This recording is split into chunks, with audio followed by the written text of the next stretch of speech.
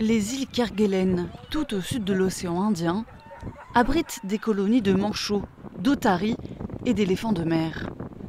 Ils sont l'objet de recherches de Mathilde Chevalet, doctorante à l'université de La Rochelle, qui les étudie depuis presque 3 ans.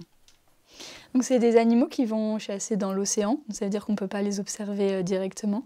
Et donc pour ça, on va utiliser des petites balises, donc comme celle-là par exemple, qui est une espèce de petit ordinateur qu'on va leur mettre sur la tête.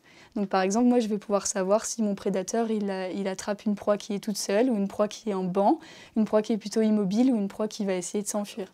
Ces données lui permettront ensuite d'étudier une autre espèce, les myctophidés.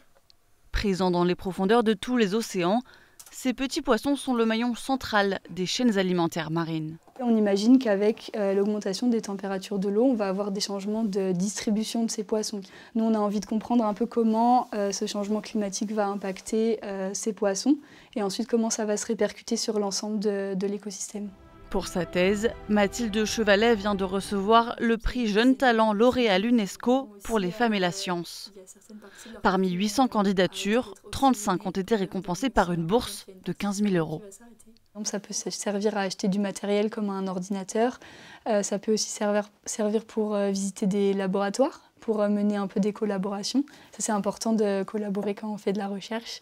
Donc du coup, aller visiter des laboratoires, rencontrer le plus de chercheurs possible pour un peu augmenter nos réseaux et nos connaissances.